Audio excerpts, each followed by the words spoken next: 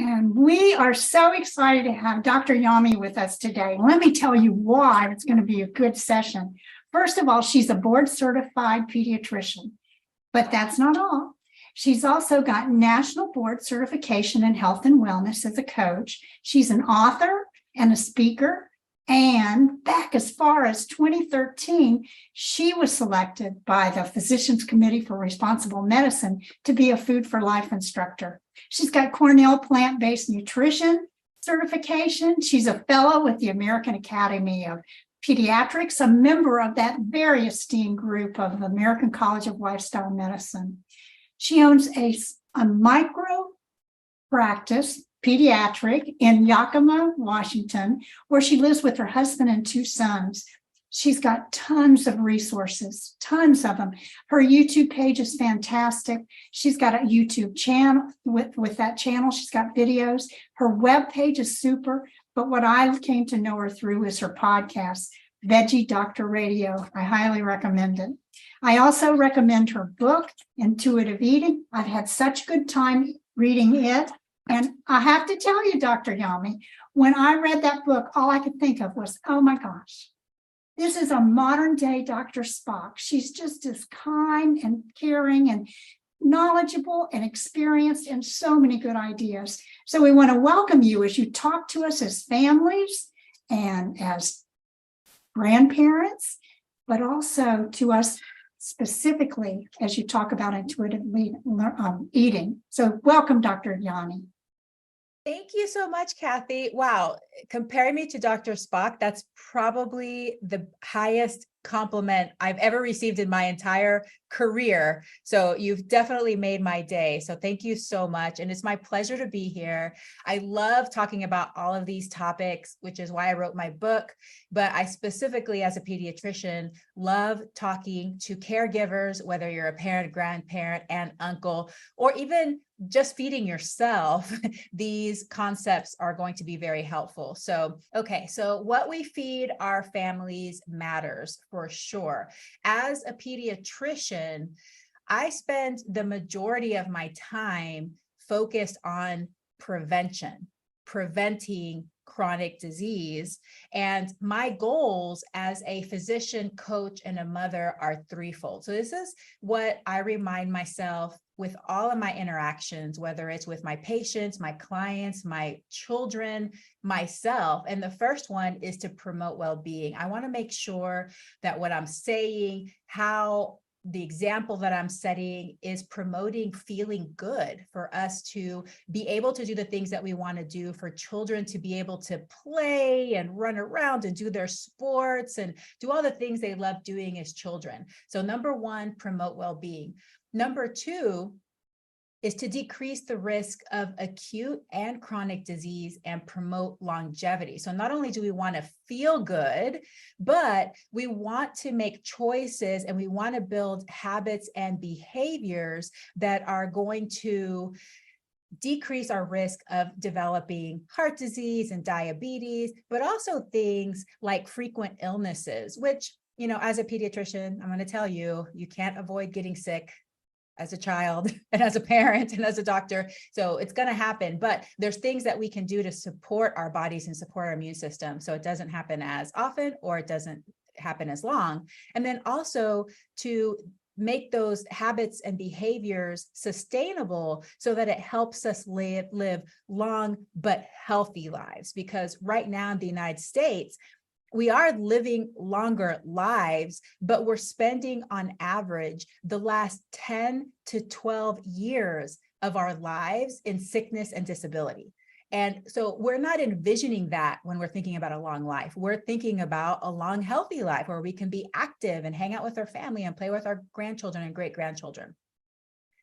And then the third one is to foster body and eating confidence. And the reason that this is very important to me is because there's a lot of things that go into eating and making food choices, but if we do it in a way that leads to children being afraid of foods or demonizing foods or loathing their bodies, then it's actually going to start affecting number one and potentially causing other types of chronic illnesses like mental health conditions and things like that. So all of these are very important. Promote well-being, decrease the risk of acute and chronic disease, and promote longevity, and foster body and eating confidence.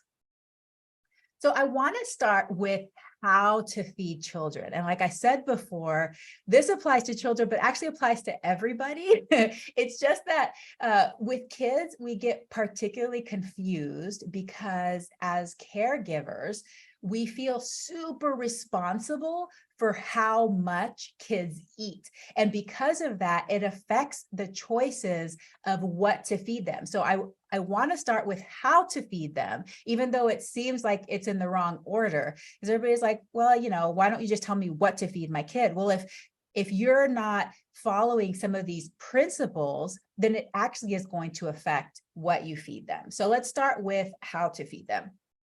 And that's where intuitive eating comes in. So what is an intuitive eater? Well, this term was actually coined by two dietitians in the 80s, and they wrote their book, Intuitive Eating, which is in its 5th edition now. It's Evelyn Tribole and Elise Resch. And really, they described an intuitive eater as an individual who honors their hunger, respects their fullness, and enjoys the pleasure of eating. And through this, they created 10 distinct principles. And with it, they were also critical of diet culture, because in the 80s, early 90s, we were already seeing this like surge of this emphasis on thinness, no matter what the cost, and counting calories and those kinds of things.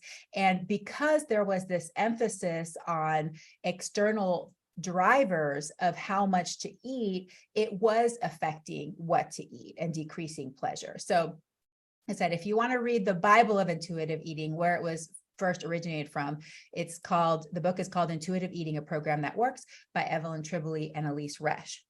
And the thing is that children are naturally born as intuitive eaters. They're mindful of their hunger and satiety. And we know that whenever we practice this intuitive eating, it actually has health benefits. So we know that people that eat intuitively have more insulin sensitivity. They have better regulation of their blood sugar levels. They have improved health markers like cholesterol, blood pressure, things like that. They have improved digestion as well, because they're not going from these times where they're severely under eating to severely overeating. And then when it comes to weight, they tend to have more stable weights versus when people do the yo-yo dieting that goes up and down. So their weight stays stable. And then what's really important is that they derive more pleasure from eating. So we know that those that practice eating this way have health benefits. But what I'm trying to say is that children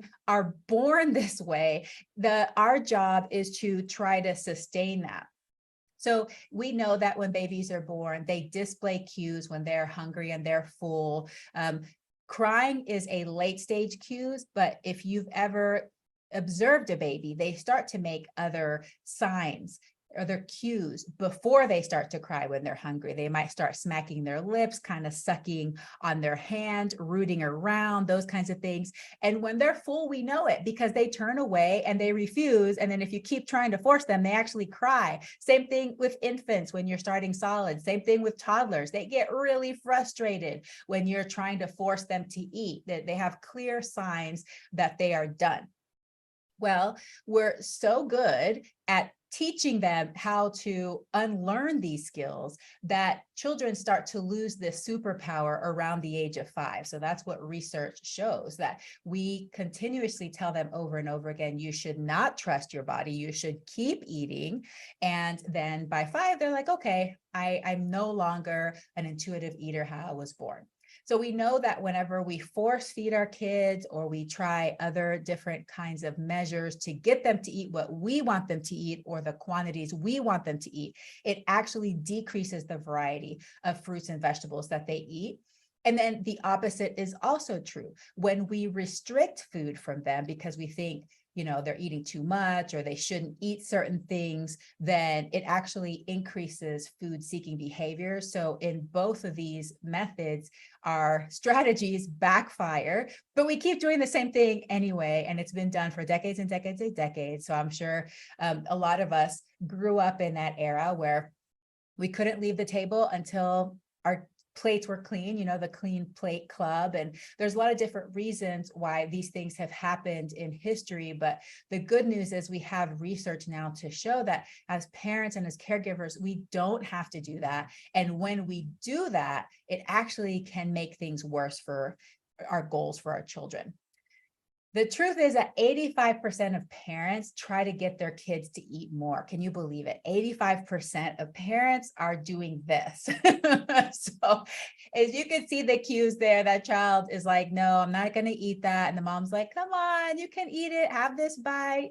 If you don't eat this, you can't have a cookie, and using all kinds of different methods to control what and how much a child eats. When it comes to taste preferences, because one of our goals as parents and as caregivers is that we want our children to eat more fruits and vegetables. Parents get really concerned if their kids aren't eating vegetables. But the truth is that whatever we learn to like, we learn to like it from persistent and repeated exposures. There is nothing that we are born liking aside from possibly breast milk. So, and that's just because of survival and because of the way that we're wired. But besides that, everything else we have to learn to like, and we learn to like it because it's put in front of us over and over and over again. It's part of our culture. Have you ever wondered why there's children in different cultures that eat radically different things? It's not a genetic thing. It is from what they were given since they were children. So this is the most important concept when it comes to what our children eventually will be accustomed to eating, is you just have to keep offering it to them over and over. But then when it comes to how we do that, I love to teach parents and caregivers the division of responsibility. So this was created by Ellen Satter, who is also a dietitian. And basically it means that there are two different job descriptions, if you want to think about it that way. The job of the parent is that they're going to decide what, when, and where. So what are you going to feed your child? When are you going to do it? And where are they going to be? So maybe you're going to give them some steamed broccoli with some black beans and brown rice and an oatmeal, cookie bite or something like that. And it's going to be around noon, and they're going to be sitting in their high chair, and you're going to be sitting next to them at the table enjoying a meal together. Once you've decided all those details, you are done. Your job is done. Like literally you can clock out for that meal.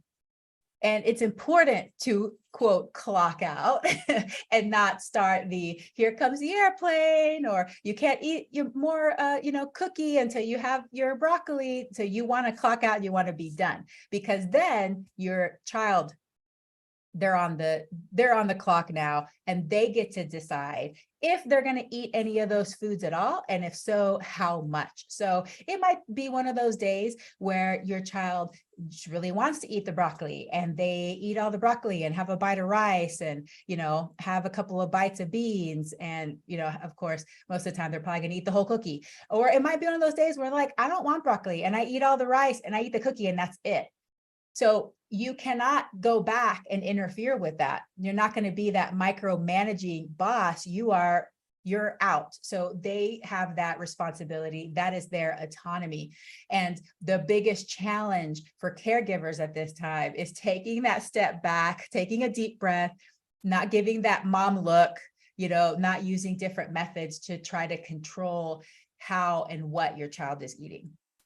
So those are the principles that help establish the foundation of how to feed our kids. Now let's focus on what to feed children. And hopefully you all know that I'm going to say a lot of whole plant foods. So we know that children are intuitive. They're going to be honoring their hunger and satiety, but we do want to focus in general on offering more whole foods, fruits, vegetables, whole grains, beans, nuts, and seeds, and less processed foods. Now, especially for younger children, it's not going to be 100% all or nothing, because there are some advantages to having some minimal or moderately processed foods in their diets, just to ensure that they're getting enough calories. But the reality is that in the United States, children are deriving 70% of their calories from ultra processed foods right now. So there is a difference between a processed food, like a piece of bread, like say a piece of whole grain bread, and hot Cheetos. That's a big difference. So we want to severely, greatly minimize those ultra processed foods, but there's a place in the diet of children for things like breads and things that are more minimally or moderately processed, just to ensure that they're able to get the sufficient number of calories from the volume of food that they eat. In general, whole foods are going to have more nutrients, decreased calorie density. They're not going to have any additives. And then the more processed a food is, the more sugar, salt, fat, preservatives, enhancers, artificial colors, dyes, all of those kinds of things. Of course, the more processed a food is, the more increased the calorie density and less nutrients it has. So we know that whole plant foods have lots of benefits. My favorite one is fiber, because fiber is my favorite F word, but of course, antioxidants, vitamins, nutrients, and water, because the combination of that fiber and water, that creates that bulk, which gives us that satiety and helps our natural satiety kick in. That includes adults in addition to children. So we want to have more whole foods, because that helps support intuitive eating. Where do we get antioxidants? Basically all whole plant foods, but we know that they're particularly concentrated in herbs and spices, leafy greens and berries, and beans. And they're important because they help fight acute and chronic disease. And then fiber, my favorite. So why fiber? There's lots of different reasons. Obviously, we all know that it helps keep us regular, because it gives us that bulk and, helps keep things going through our intestinal tract. But also that fiber helps bind to excess hormones, cholesterols, and toxins, and then we discharge it as waste. It feeds our healthy gut bacteria and all the other bugs that we have in there that are symbiotic and helping us and supporting our health. It increases our satiety. And we know that most Americans, including children, are fiber deficient. It's a big, big problem. There are some kids that are probably getting less than 10 grams of fiber total in a day. And for adults, we want to get between 20 and 40, depending if you're male, female, your body size, those kinds of things. But we do want to be getting a large amount of fiber. But if you eat a whole food plant-based diet, it's not a problem. You're getting plenty of fiber. And so we do want children to be eating these whole plant foods, because we get a lot of fiber from them. Like I said before, fiber combined with water, it gives you that satiety. All whole plant foods, they either come with water, or when you cook them, like if you have dried beans, dried grains, they're going to absorb water. So they have that combination. It regulates your appetite, increases metabolism, and makes you more insulin sensitive, which is great. Beans are going to be your biggest bang for your buck when it comes to fiber. So a serving of beans is about half a cup, and that's about 7 grams. Vegetables in general, a serving is 4 grams, whole grains 2 to 4, and fruit 2 to 3. So as long as you're having a variety of these whole plant foods throughout the day, then you will be getting sufficient fiber, and that applies to both children and adults. So what are the key benefits? What are the things that are happening when we're eating more of these whole plant foods? Well, we're getting polyphenols, which support our immune system and our health, increased fiber, improved endothelial cell function. So I'm sure y'all have had speakers talking about how it really affects our cardiovascular system and helps keep those cells that line our blood vessels nice and strong, so they're not clotting and breaking off and causing issues there. Decreased TMAO production. So that's also something that helps support our heart and our cardiovascular system. Decreased cholesterol, similar to statin therapy, improve insulin sensitivity, decrease blood glucose, and decrease systolic and diastolic blood pressure. So go plants. We want to eat more plants. And whenever we have these benefits, it translates to a decreased risk of chronic disease. So cardiovascular disease, including hypertension, coronary heart disease, stroke, diabetes, which is definitely something that over the next 20, 30 years is going to become even more of a massive problem than it is now. Digestive conditions, obviously, because you're having more fiber. But even things like dementia that in the past, we've traditionally thought them as just being genetic conditions that you can't do anything about. Now we have evidence that the choices, your habits and behaviors, those are going to decrease your risk of dementia when you're eating more whole plant foods and lots of different types of cancers.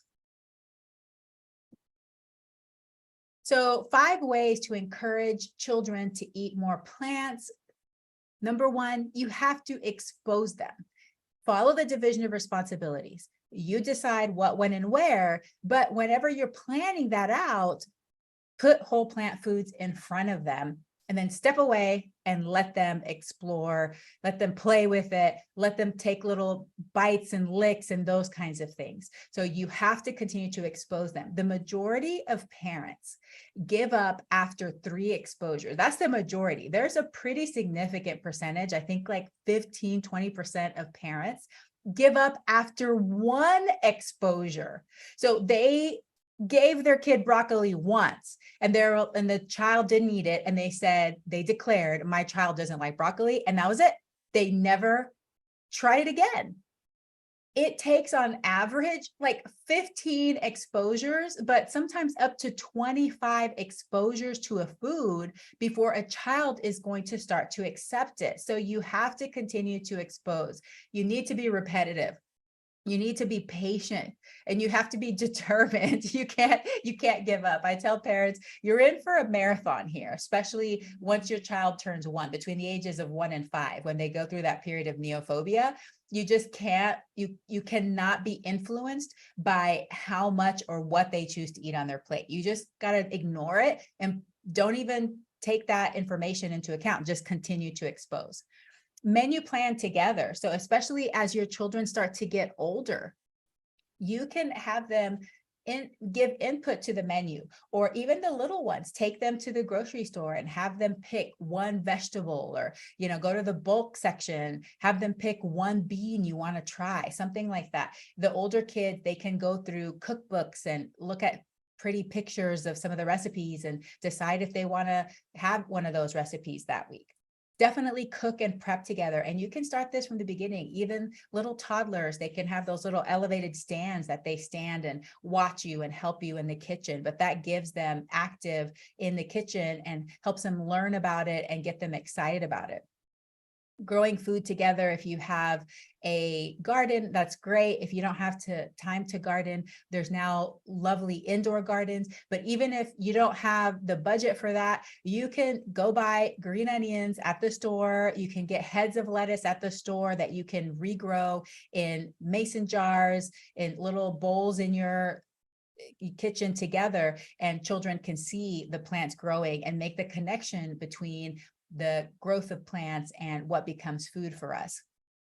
And another great tip that helps is serve the food bar style to allow some element of choice. So as your children start to get older, they do want a little bit more input or autonomy. And the way that you can do it in a way that still promotes health is serve a variety of foods that fit within are aligned within your goals for your family, but then they can choose which one of those they want to add. So things like taco bars, potato bars, a salad bar, those kinds of things, even pizza, like you can do a pizza together where everybody decides what they want to put on their pizza, and then you can bake it after everybody puts their toppings on there. So there's all kinds of ways to, as your kids get older, give them a little bit more input, but still make it so that it aligns with your goals for the health of your family. Okay, so this is the last topic I want to cover, which is body size. So this comes up every day in my practice, parents worried about the size of their body's child. What if my child is large, or what if they're small? How does that change how I feed them? Well, leave it to the pediatrician or to the physician to worry about your child's, or be concerned if they need to be, about your child's body size. We are able to follow growth trends over time. I'll say that the majority of the time, I am not concerned about the child's body size. They're following their curve. They may be a naturally larger child or maybe a naturally smaller child, but they're following their curves. I take a good diet history. They're doing great. There are definitely some true genetic disorders or metabolic conditions that can cause body size aberrations, but we're able to see that and test for it and determine if that's an issue.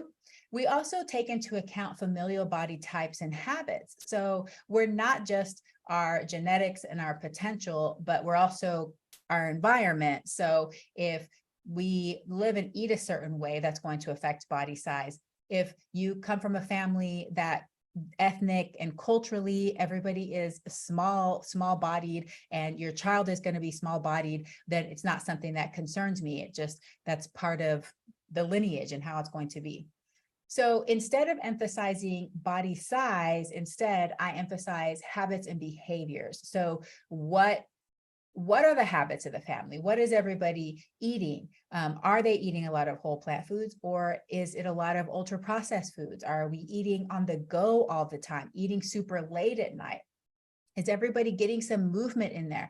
Is everybody sleeping, or are family staying out till like 11 midnight and not getting that regular sleep? And then what about stress? Is there a lot of stress in the family? Stress for the child, school stress, anxiety? Anxiety is very much on the rise, and I've definitely seen a rise in overeating secondary to anxiety in some children. So very anxious children, once they find that method of coping and self-soothing, you may start seeing that in the growth charts. And my job at that point is not be like, you need to tell your child not to eat so much. That's not going to help. We need to address the anxiety and work on those kinds of issues. So you can see why it's important to emphasize habits and behaviors and not body size.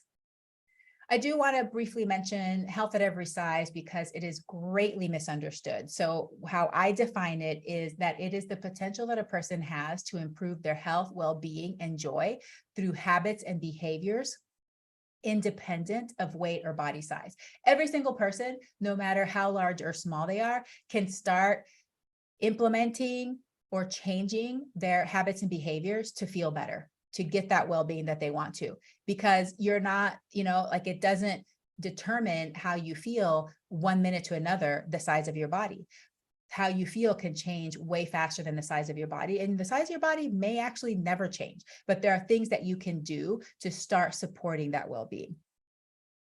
And it includes 3 different components: compassionate self-care, which includes the intuitive eating and joyful movement; respect, so respecting that there is body diversity, just like I talked about earlier, and human differences as well. And then critical awareness, being aware that we do have this emphasis on thinness and healthism in our society, and that people come from different cultural backgrounds and have different lived experiences. And if you want to learn more about it, you can find the full principles on asdah.org. So the bottom line is, it's important for us to emphasize habits and behaviors rather than weight or body size, because we do not have direct control over a child's body or the size of their body, but we can start to influence habits and behaviors and make those changes, especially when we are the caregivers and we're the ones in charge in the home. So in summary, we want to implement intuitive eating principles, feeding styles that support health promoting eating habits, emphasize whole plant foods because they provide many health benefits, and emphasize habits and behaviors rather than body size to support health and well-being. Lots of great resources. So obviously I'm going to plug my book because I summarize all of this in my book. It's kind of a mini lifestyle medicine primer. And I think it's especially important for any parent or caregiver that has struggled with their own body size or history with disordered eating or eating disorders. So I really recommend it. Then by Dr. Reshma Shah and Brenda Davis, Nourish is a really wonderful book. It's like the Bible of plant-based nutrition for children. And then the plant-based baby and toddler is so great. And it's got lots of great recipes in it too. But these are two dietitians that are very active in the space right now. One of my favorite books of all time is How Not to Die by Michael Greger and Fiber Fueled by Dr. Will Bolsowich. And then of course, Intuitive Eating is really good. Health at Every Size just talks more about the principles of health at every size. And then Child of Mine, Feeding with Love and Good Sense is going to talk more about the principles of that division of responsibility. But those last two, well, the last three, it's not plant-based emphasis. There's just traditional dietitians. So they're going to have more of the traditional dietitian mindset when it comes to what to eat, but they have really good descriptions about how to feed yourself and how to feed children. Lots of great websites, Nutrition Facts, PCRM, and lots of wonderful social media accounts too for families and to refer other people to. And my podcast is now ongoing for 5 years, over 1 million downloads. So I would love it if you checked it out. You may find something there that you enjoy. And you can follow me on socials at the Dr. Yami. I'm mostly active on Instagram, but you can also find it on other platforms as well. Thank you so much for having me today. And I am so happy to take questions. It's my favorite part. So I'll stop my share. And I am open for questions. Oh, great. Well, I get to ask the first one. And thank you for those resources. That was really, really, really helpful. You're welcome. I'm speaking of resources, at the bottom of the finished YouTube that will be on our YouTube channel, we'll list all of her specific resources, plus some others as well. Dr. Yami, okay. So I have to admit, I was a failure. Oh, no. He couldn't get up from the table until he ate all of his food, or at least tasted it. You know, they were starving. Valerie said it so well. Her mom told her there's starving children in Africa or all over the world. Okay, so I'm going to try this on my husband. So maybe what I should do, and I shouldn't say this because I think he's in the Zoom, maybe what I should do is work on intuitive. So I'll decide what, when, and where, and let him decide how much and when. So, but how do I start? What do I do to start? So you're micromanaging your husband's food, is all you're saying. I love this. Let's pretend Okay. it's fun. Yeah. So I'm not going to say that it's easy, because you're right. This is how we were fed, and it's just ingrained in us, right? We think that this is the best way to encourage it. But what I'm saying is it's not evidence-based. Even though it feels natural, it's not evidence-based. So you have to start by reassuring yourself and calming that anxiety within you that's telling you, if I don't encourage or bribe or cajole my child or family member, they're not going to do it right. It's about starting to put within your heart that you can trust them, okay? And then, you know, you present that food, you put it on the table, you put it on the plate, however you're going to do it in your family, and then you have to zip it. And it's hard. And so what I tell families, sometimes if a mom just gets too overwhelmed, just get up from the table and go to the kitchen, say you have to go get something and go take some deep breaths.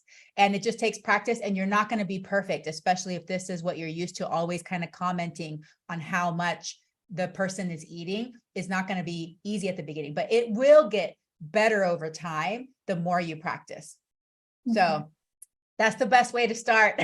You have to calm that anxiety within you and just reassure yourself, I can trust this person. It's going to be okay. Okay. Well, Debbie, you and Linda have been kind of monitoring questions too. Do you have some for us?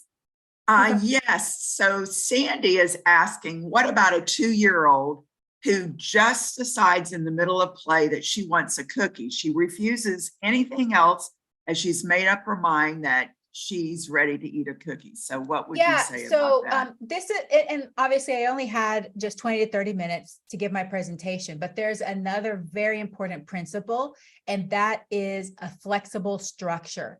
We lost all structure with COVID, and children are just eating all day, like whenever they want. That is not how it's supposed to be.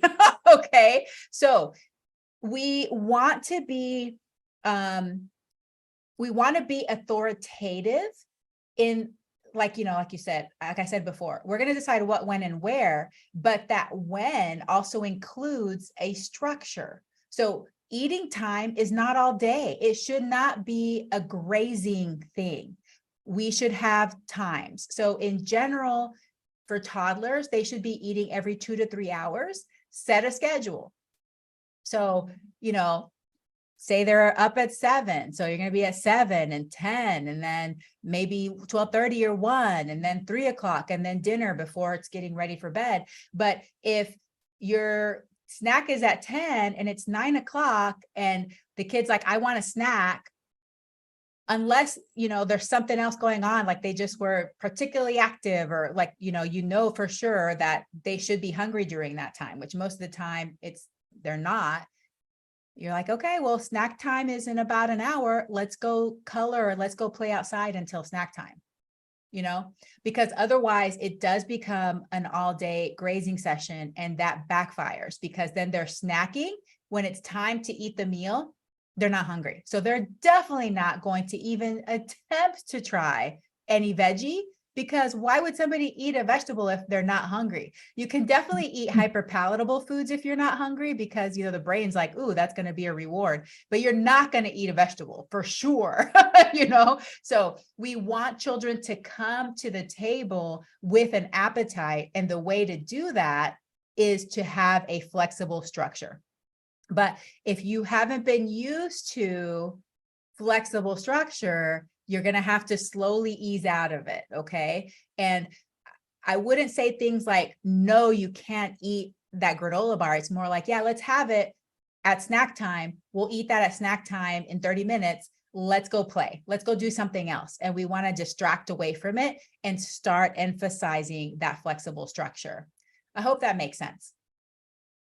Well, I think Sandy appreciated that. So thank you. Okay. Go ahead, Linda. Dr. Yami, how do you start a program with teenagers? How do you change, when they get 11, 12, how do you change habits that have been learned during that period that you're referring to?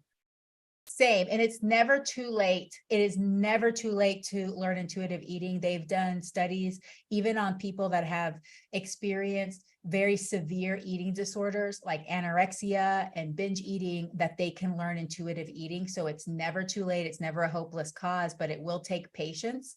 And what I talk about, the older a child is, you have to be careful in how you introduce things, and you want to make sure that you're being mindful that you're not creating this false sense of restriction, right? Especially if a child is used to eating all these other foods. You don't want to say, okay, you can't have any of these foods anymore. It's more about putting a positive spin on things. Hey, I'm going to try these new recipes. I want to try this, chickpea salad or whatever, instead of saying, you can't have hot Cheetos, So try to flood their environment with positive instead of emphasizing the negative. And one thing that I like to tell families is make your home the vision board for your life. So basically, if you want to be eating more fruits and vegetables, you have to see more fruits and vegetables. So instead of the counters having Oreos and Doritos and things like that, the counter should have fresh apples and avocados, and in the fridge, when you open the fridge, have food prepped and everything ready to go. Because when it comes to a teenager and the older children, the number one determining factor of what they're going to be eating is what is most accessible, because they are lazy. All right. So I can only say that because I'm lazy. So I'm just going to say they're lazy. They're not going to cook anything or put anything together. So if you want them to eat those foods, they have to be easily accessible, available. Cut the fruit, cut the veggies, have the dip ready, make it literally so that they can open it as easy as they can open a bag of chips. Because that's one of the reasons they eat that. They come home, they're hungry, they can open the bag of chips and they can start. So you have to make it easy, start flooding their environment with these new things. Don't emphasize what you don't want them to eat, emphasize more what you want to eat and put a positive spin to it. And then just be patient. It's going to take time.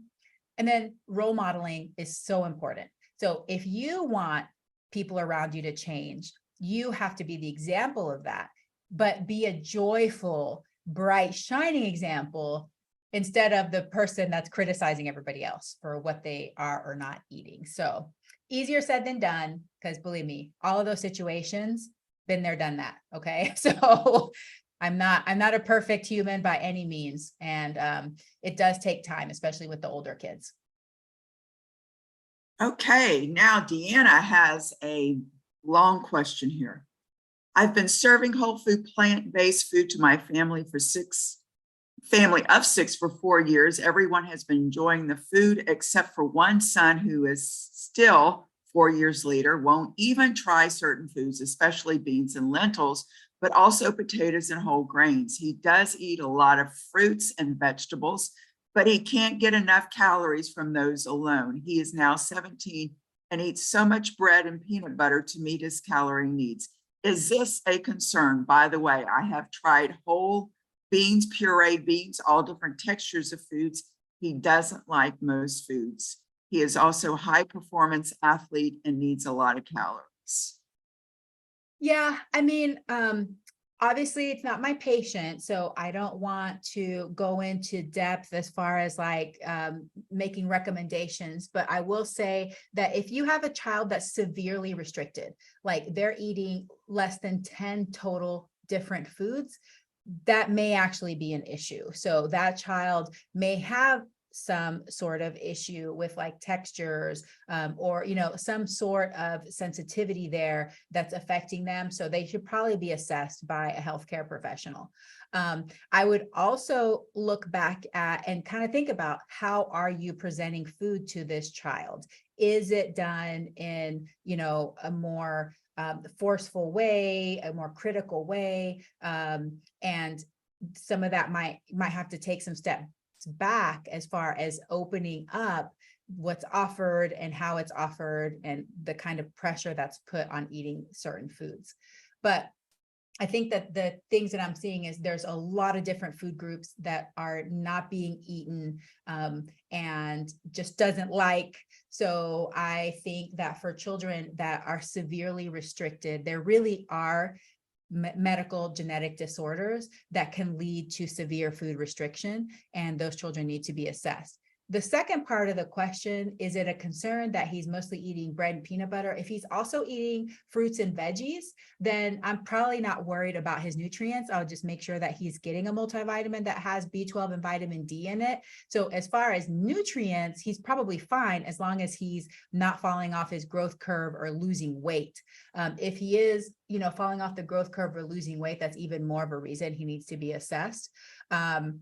But otherwise, he's probably getting all his micronutrients. So that is less of a concern for me.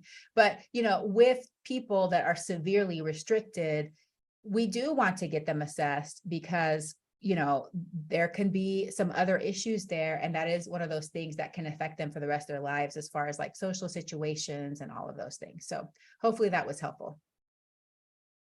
Along those lines, Dr. Yami, particularly in the public school system, we see a lot of children that are overweight and obese. And, it's concerning because you would have a parent conference and call them in and explain to them that other kids are teasing them and, that kind of thing. How do you even start with that? Referring them to their pediatrician or their family doctor, I guess is the first step, but it usually doesn't go anywhere.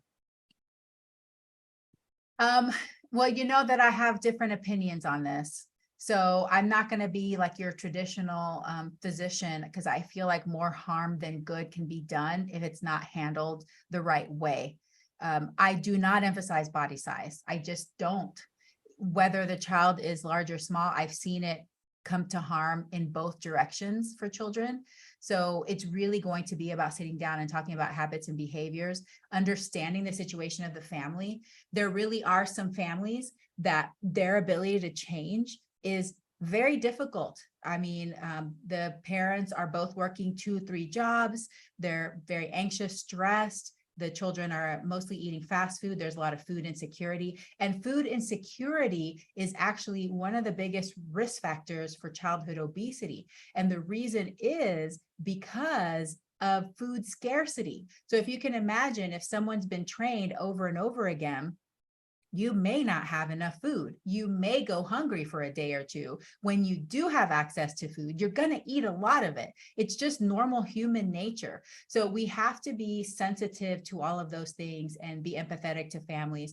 Definitely refer to their healthcare provider, and then do as much as you can to support the families to developing those habits and behaviors that are going to support good health, well-being, and longevity. But this is not an easy issue. There's not any simple, fast solutions. And I think one of the best things we can do is have empathy and not be critical of these families or try to blame parents for this issue. This is definitely a very complex and systemic problem that we're facing.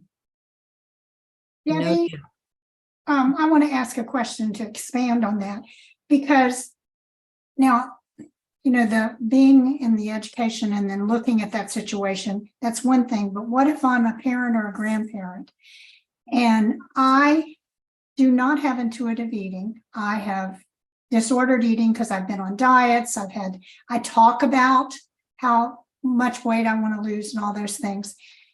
When I read your book, I thought about the stewardess on the airplane. She says, now put the oxygen mask on your face first, and then put it on your child. So we have to take care of ourselves first. So talk to us about intuitive eating in terms of an adult. Okay, if I'm going to learn how to eat intuitive, that's important so I can save my child, Yes, absolutely. This is such an important concept, and we are role modeling constantly for our children, and we don't realize how much of how we act and what we say and what we do rubs off on our kids and changes their thinking. So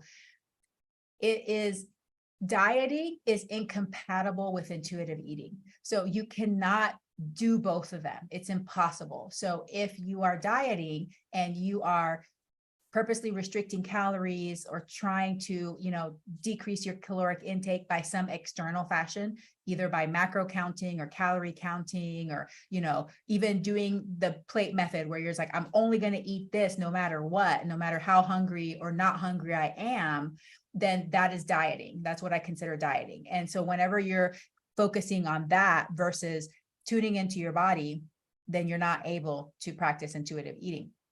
And, I think that it's possible because there are people that have to be on special diets for whatever reason, and there's certain situations. I think it is possible that you could do a pretty good job of hiding some of these things, but it's going to be really, really difficult. But the reality is that most people aren't hiding it because it's actually celebrated. So dieting is kind of celebrated in our society. And what's also celebrated is being mean to yourself if you aren't a certain body size, because people believe that if they criticize themselves or if they're constantly dissatisfied with their appearance, then that's going to motivate them to make a change. So often what children hear is things like, oh, I need to lose 10 pounds before summer because I'm not going to look good in my bikini. There's no way I would ever wear a bikini or be caught dead in a bikini in this body, or my butt's so big, or my thighs are so fat, or I can't stand, my double chin, or, those kinds of things. Those are things that we say over and over and over again without even thinking about it. So it really takes deliberate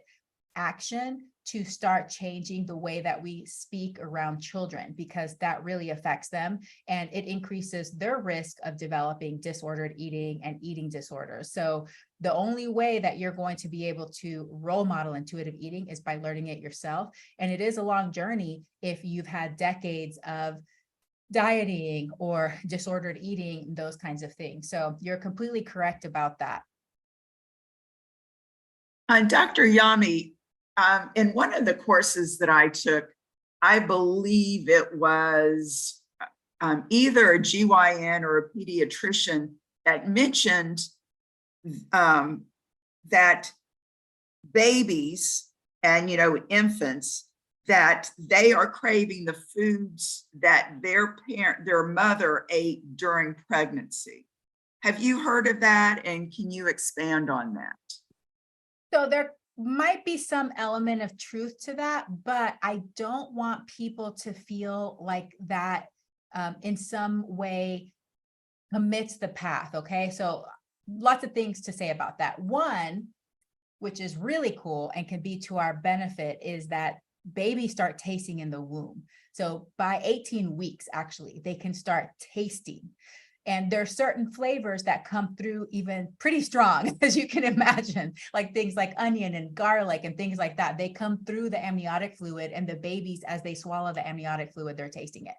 So that's a big advantage, and why we want to make sure that we are talking to pregnant women about getting their veggies and their beans in, because that does influence ultimately if that child is going to find that flavor familiar. So you're getting that jump start on that exposure, right? So you're already exposing at 18 weeks gestation, so that's one thing. The second thing is, though, is that people don't change their habits. All right. So if a mom ate a certain way while she was pregnant, she's going to eat the same way after the baby's born. So yes, obviously it influences what you ate during pregnancy, influences what your child eats, because you didn't change. It's very rare that a mom's going to completely drastically change her diet after the baby's born. It's usually the same. So then yes, that reinforces it, which also on the positive side, if the mom develops those habits before or during pregnancy and continues them, then that really helps reinforce what that child is going to eat. And we have so much evidence to show that that influences. What moms eat is one of the main influencers of what children eat, because we're making the decisions, we're cooking the food, we're buying the food. So we really are in charge of influencing everybody's palate in the whole household. That's a big thing. We have a big responsibility there. So, and then also breastfeeding too. So we know that there's so many different advantages to breastfeeding, and flavors come through the breast milk, which is another way to expose that baby to flavors before they even start solids, and gets that jump start on that exposure. So I don't want people to feel like, oh man, all I ate was Big Macs during pregnancy and I'm doomed. And it's not like that. It's never too late, but the earlier you start, obviously it has advantages as well. Dr. Yami, I have a question. I want to go back to Kathy's question and your answer. At what age, and I understand that the parent has to be the role model, but at what age would it be, or maybe it wouldn't be beneficial to enroll this child in, say, a partnership? Let's do this together type thing. Is that a possibility? I realize the parent would have to start, but at some point, a child is mature enough to say, yeah, that sounds good, Mom. I'd like to try that. You talking about intuitive eating or Yes. diet change, intuitive eating? Well, Intuitive I talk about that in my book. Okay. Because I started dieting when I was 9. So like literally I came in to my parenthood with so much anxiety, and I was like the freaking biggest micromanager you couldn't even imagine. I had so much anxiety feeding my kids, and like at times, especially after I went plant-based, my house was like, you could not find anything processed. It was like there's no salt, no sugar, no oil, no nothing. You know, it was like my poor kids, we'd go to a birthday party and they would get like a juice and they would suck it down so fast. It was like it went into a vacuum or something. So I started seeing that my actions were affecting their behaviors. And that's when I was like, I have to change. I have to let go of this need to micromanage, control my body size, control what they eat. And I did. They were old enough that I had a discussion with them at a certain point. And I said, hey, I'm working on this. I really want to do this. These are the changes I'm going to make. I'm going to loosen things up. And I knew that after I did that, one thing that you have to realize is if you've been very restrictive, so if you're restricting things and your house is basically like, you can have no processed foods and, you have to eat all your vegetables first and all these things, and you loosen things up at first, especially younger children, you're going to see a spike in some of these eating behaviors, but you have to be confident and know that as you continue these habits and you continue these principles, things calm down, because then the primitive brain relaxes and the primitive brain says like, okay, we're safe. Mom's not going to take it all away. Mom's not going to force us to eat broccoli anymore, and it's going to be okay. And then they realize that you trust them. You're learning to trust yourself, and it gets better and better over time as you learn this dance together. So yeah, I think we should all be doing it together. And I think we should all have open conversations about it, especially if you're a parent that struggles with their body size and struggles with their eating and history of dieting and disordered eating, and just be open about it, but as far as like the specific age, I'm thinking like older elementary, like, getting to junior high, you can have these discussions. If they're younger, if the kids are younger, just change yourself and role model, and then, just like I said before, if you notice your child, you've done these changes and the child is still struggling and you can tell they're just really overeating, like they're just always focused on food, wanting to eat all the time, sneaking food, hiding food, those kinds of things, there may be an underlying issue there, whether it's anxiety or something else. So you've made the changes, those symptoms aren't getting better, then they should be evaluated by a health professional to see if they need treatment for a mood disorder. So that's another thing to consider. Thank you. Dr. Yami, do you see in your practice and from the literature that you see, do you feel sometimes that the peer pressure and the media messaging can you compete with that as a parent? How do you manage that? I know you talked a little bit As far as like body size, you mean? Yeah, you got to.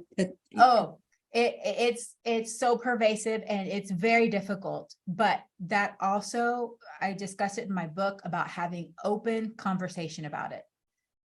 And, different kids have different personality types, and some are going to be more susceptible to these messages than others. But I think it's important that we are constantly showing kids and reminding kids like, hey, this is a societal standard. This is not necessarily something that you have to adopt for yourself and the way that you think about yourself. This is just where we are in 2023. It wasn't always like this, and it might change in 10, 15 years, whatever. But having them get that critical part of their mind, but also talking to them about the risks, the risks of dieting and trying to restrict their calories and control those things. I talk to my kids a lot about those things. The other thing I talk to my kids about, which may seem a little counter to that, are, just some of their habits around food. Because once we start forming a habit, it becomes so ingrained and so hard to change. So I am very particular about my children eating their food at the table. Like, We do not eat in the car. We eat at the table. They're not going to eat in front of their computer. They don't eat while they're doing homework. They eat sitting at the table. Because I know how difficult it is when you develop some of these habits, whether it's snacking while you're studying or eating while you're watching TV, your brain makes those associations, and then it's very difficult to change. So the same thing with the habit of starting to restrict your calories or body checking or any of these kinds of things. I think it's really important to have open communication, because children are pretty smart, and especially teenagers, they know how to use that critical part of their brain. So giving them some of that freedom to explore some of these concepts, I think, can be very beneficial for our whole society. Thank you. Dr. Yami, we've heard from different physicians, and I'm thinking of Dr. Kim Williams, his presentation earlier this year, and he was indicating that at a very early age, heart disease is forming in younger and younger kids. How do you address that with your patients, and when do you start these screenings? Great question. So, I mean, I'm talking about diet and lifestyle from the beginning, like it's my thing. My poor patients and families, they have to hear it. And like I said, when the moms are bringing in their babies and they're breastfeeding, we're talking about their diet. And when we start feeding the solids, we're talking about their diet.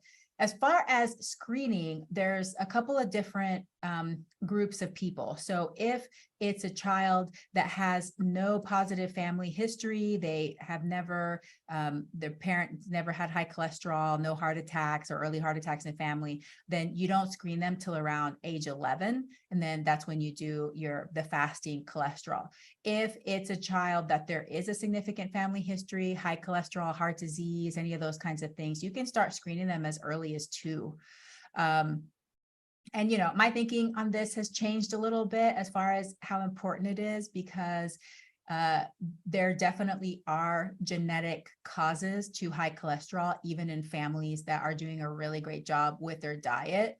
But also we have to be mindful that body size isn't always the best indicator of somebody's metabolism, right? So I have been shocked more than once about some children that are super athletes. They're just like different sports, lean.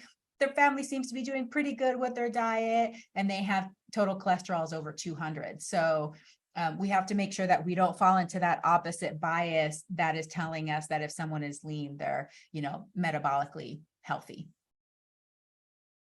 Oh, that was very informative, all of it. In fact, I had about 15 more questions I could ask you, but but we want to be respectful of your time. And so before you leave, we just want to say thank you, Dr. Yami, because this has been a very special gift to our organization, to the individuals who came here, and you are close to our hearts. So you're going to receive this in the mail. This is a lavender pillow, and it's one of those that you can use where you heat it up, or you can put it in the refrigerator freezer and cool it, and it can be used to take care of those sore muscles you get from lifting weights, because I heard from really a lot of weights.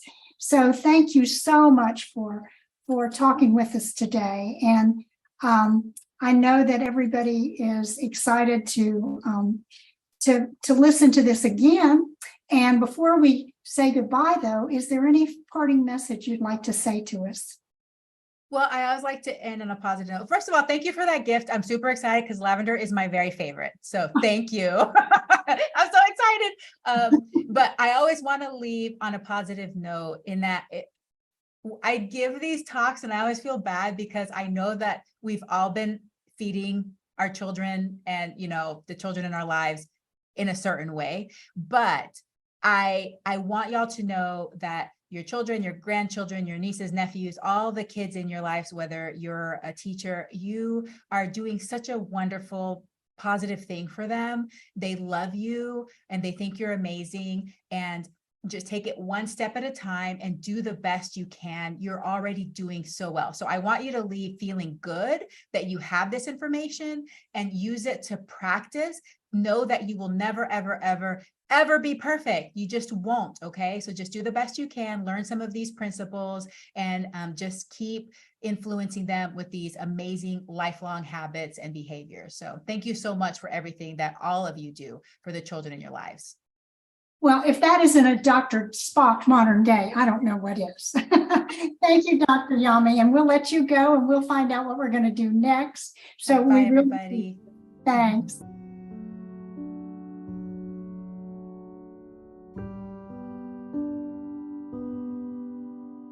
Dr. Loomis from the Physicians Committee for Responsible Medicine will be joining us in May, let's see, where is it? May 17th. Yes.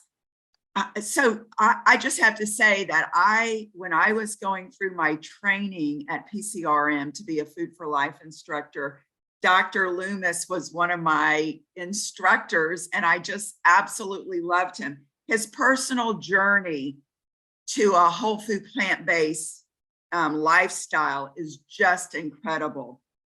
Dr. Loomis is the medical director for Barnard Medical Center, and he has lifestyle medicine as one of his board certifications. He's also certified in internal medicine. So this is super fabulous that he is going to be talking to us about both of these aspects.